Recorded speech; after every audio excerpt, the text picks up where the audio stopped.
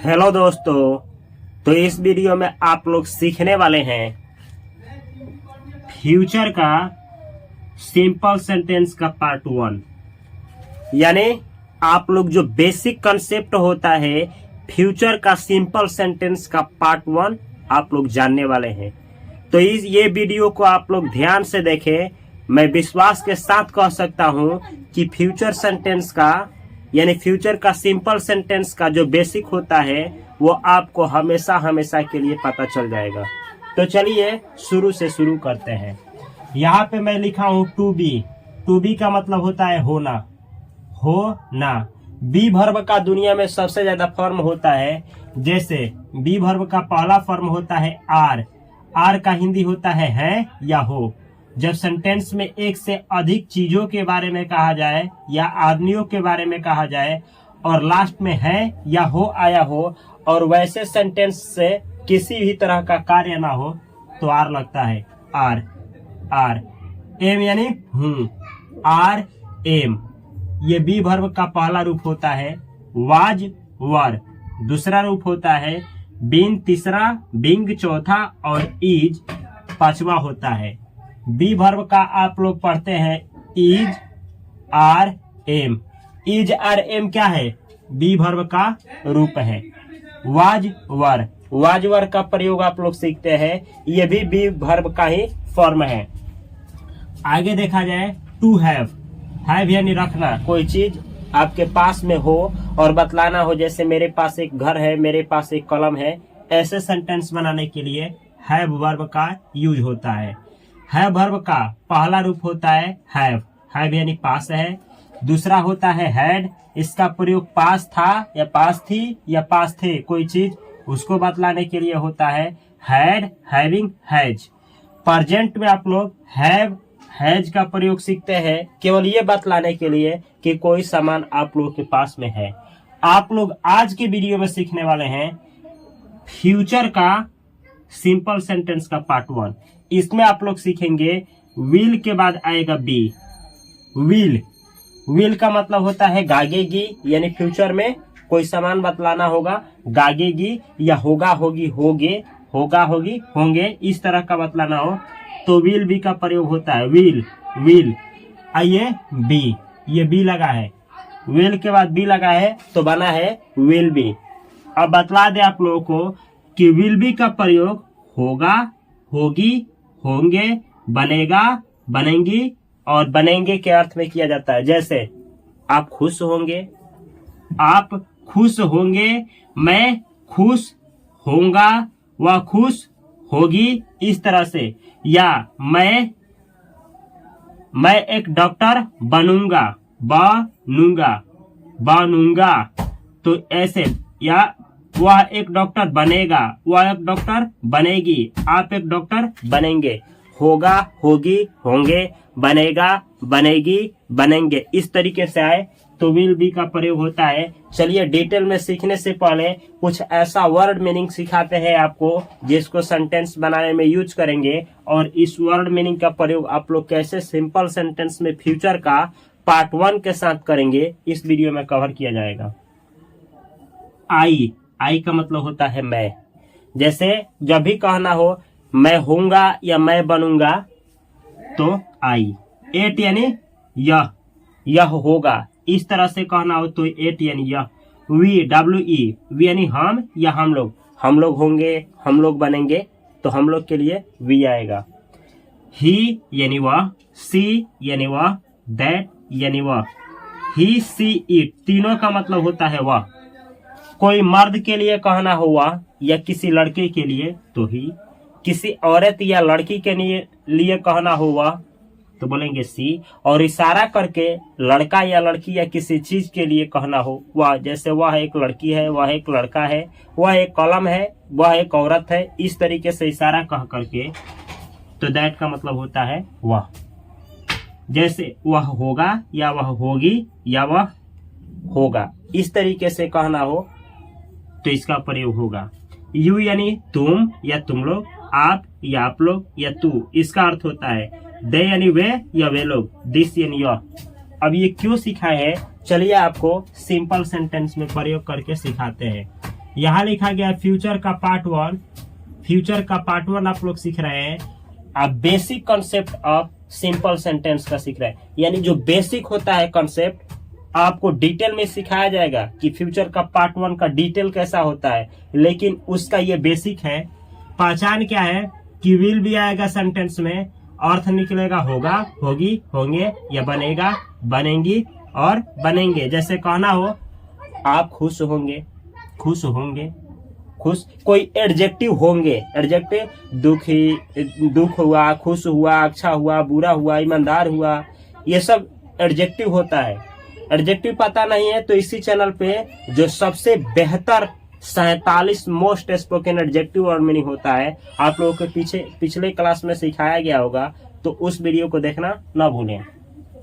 तो जब कोई एडजेक्टिव होगा, होगी कहना हो, या कोई नाउन जैसे डॉक्टर बनेंगे, आप कुछ ऐसा चीज बनेंगे, डॉक्टर बनेंगे, इंजीनियर बनेंगे, कुछ बनेंगे, ये कहना हो, तो वैसे ही अर्थों में विल बी का प्रयोग होता है। जैसे जैसे जैसे मैं होऊंगा, मैं होऊंगा, तो आप अंग्रेजी क्या बनाएंगे? मैं के लिए आई।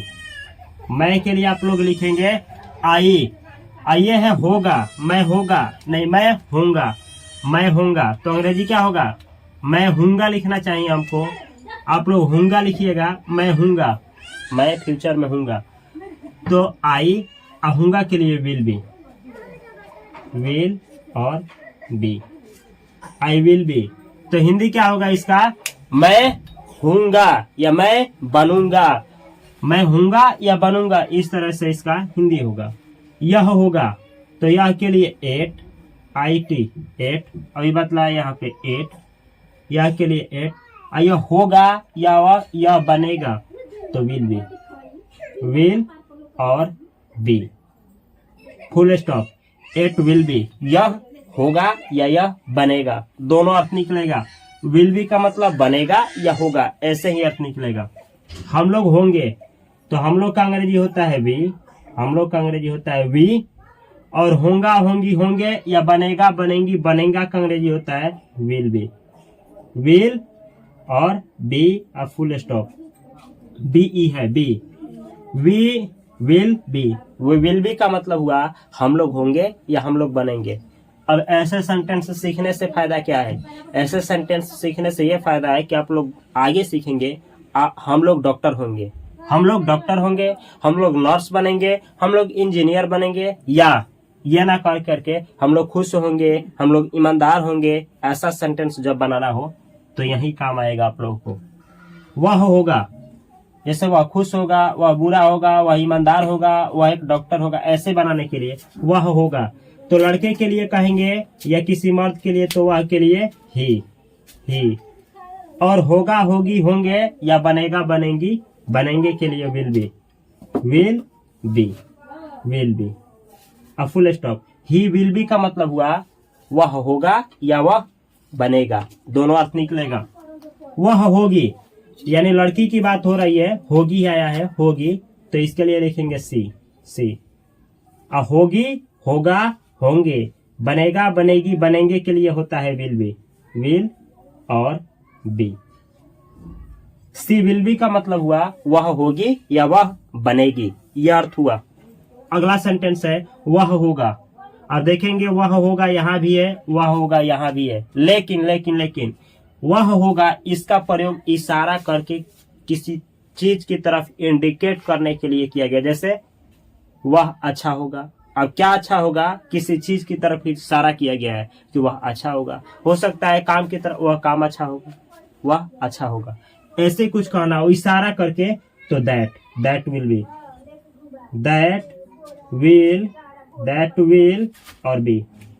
दैट विल बी का मतलब हुआ वह होगा या वह बनेगा। अगला है आप होंगे, आप होंगे। आपका अंग्रेजी क्या होता है? यू।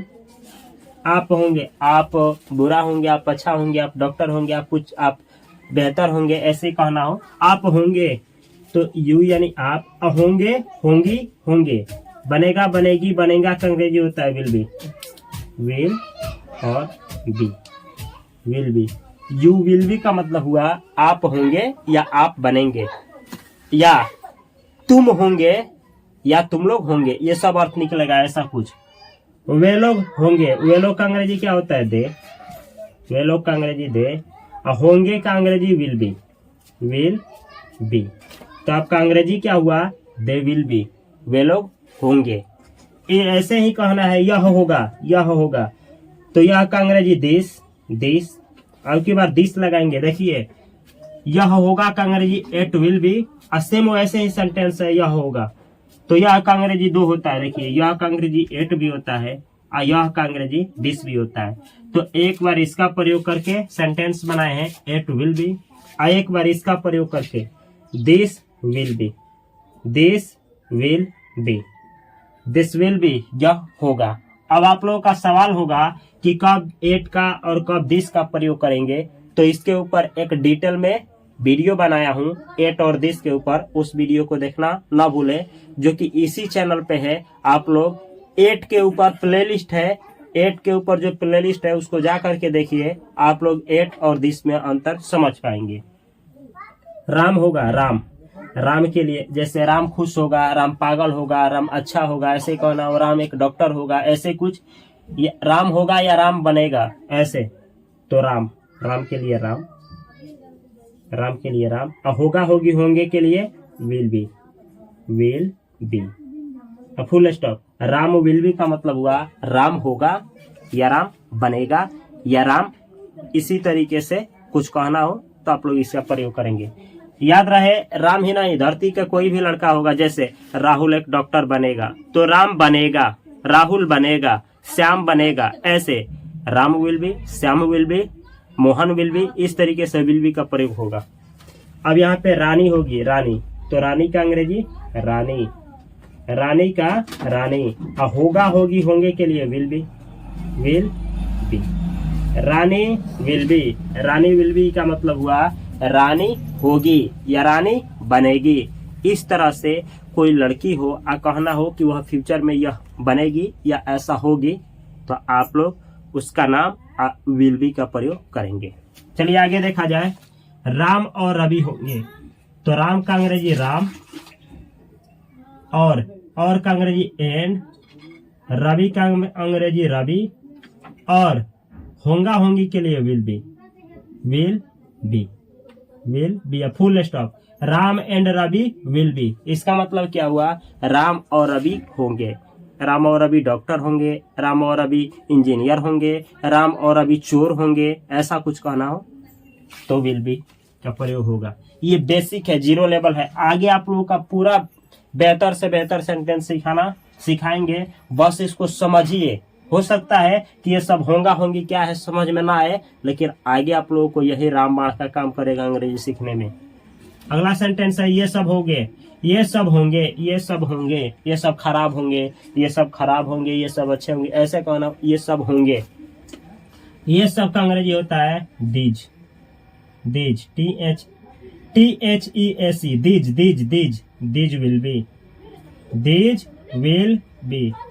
दीज विल बी का मतलब हुआ ये सब होंगे।